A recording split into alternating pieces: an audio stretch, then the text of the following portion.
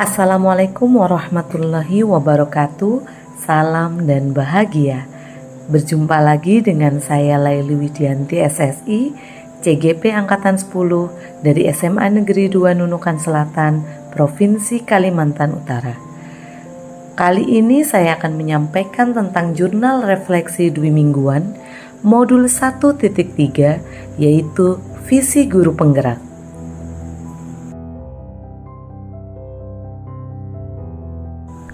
Pada jurnal kali ini, saya menggunakan model refleksi 6 topi, yaitu yang pertama topi putih atau menggambarkan tentang fakta atau peristiwa. Yang kedua, topi merah yang menggambarkan tentang perasaan. Yang ketiga, topi kuning yang menggambarkan tentang manfaat. Yang keempat, topi hitam yang menggambarkan tentang kendala. Yang kelima, topi biru yang menggambarkan tentang kesimpulan, dan yang terakhir, topi hijau yang menggambarkan tentang ide atau gagasan.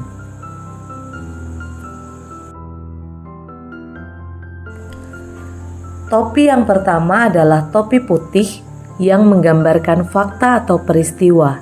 Yang pertama, tanggal 25 sampai 29 April 2024, saya mengikuti pembelajaran mulai dari diri dan eksplorasi konsep, baik secara mandiri maupun melalui forum diskusi.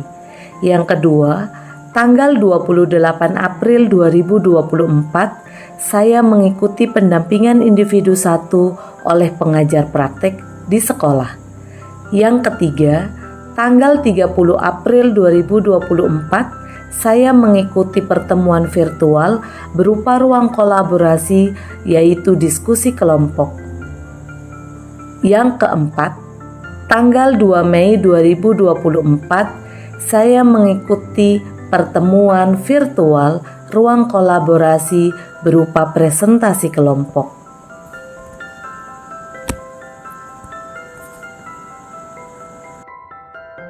Pada tanggal 4 Mei 2024, saya mengikuti pertemuan tatap muka berupa Lokakarya 1 di SMP Negeri 2 Nunukan. Tanggal 3 sampai 13 Mei 2024 merupakan kegiatan demonstrasi kontekstual dan aksi nyata. Sedangkan di tanggal 9 Mei 2024, saya mengikuti pertemuan virtual berupa elaborasi pemahaman bersama instruktur. Dan yang terakhir, tanggal 7 sampai 15 Mei 2024 merupakan waktu saya untuk menyelesaikan koneksi antar materi.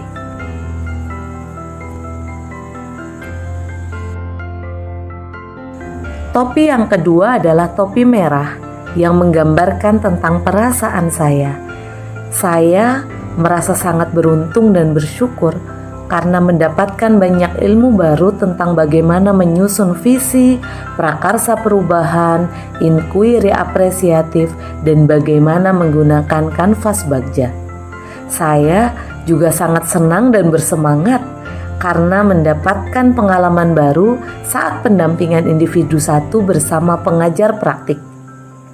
Saya juga merasa suka karena bisa belajar sambil bermain games saat Lokakarya 1 bersama CGP-CGP hebat dan pengajar praktik.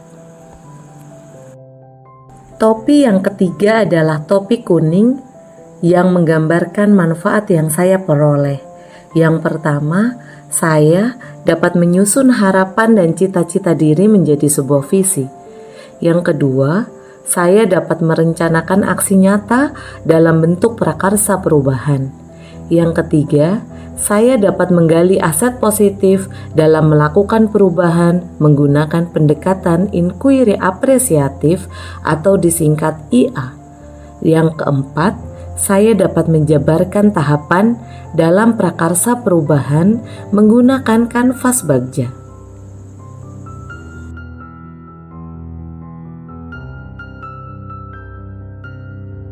Topi yang keempat adalah topi hitam yang menggambarkan kendala yang saya alami selama 2 minggu ini. Yang pertama, kondisi badan saya yang kurang sehat. Yang kedua, banyak tanggung jawab yang harus saya selesaikan dalam waktu bersamaan. Dan yang ketiga, handphone saya rusak dan sebagian data hilang. Topi yang kelima adalah topi biru yang menggambarkan tentang kesimpulan. Yang pertama adalah visi perlu dibuat dengan pemikiran yang mendalam karena ia akan menjadi tujuan dan harapan yang ingin diraih. Yang kedua, prakarsa perubahan merupakan langkah nyata dalam upaya mencapai visi yang sudah kita buat. Yang ketiga, perubahan dilakukan dengan pendekatan inquiry apresiatif atau disingkat IA dengan fokus pada kekuatan positif yang kita miliki. Dan yang terakhir, muara akhir dari visi dan prakarsa perubahan yang kita buat adalah untuk peserta didik.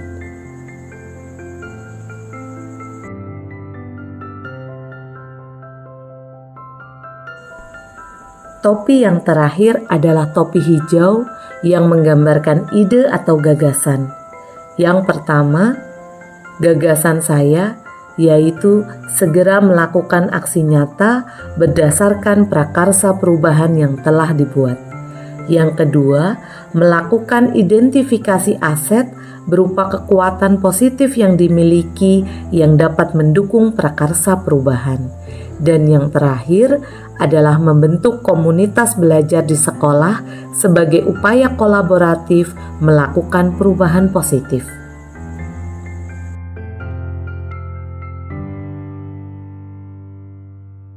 Berikut adalah dokumentasi aksi nyata yang telah dilakukan.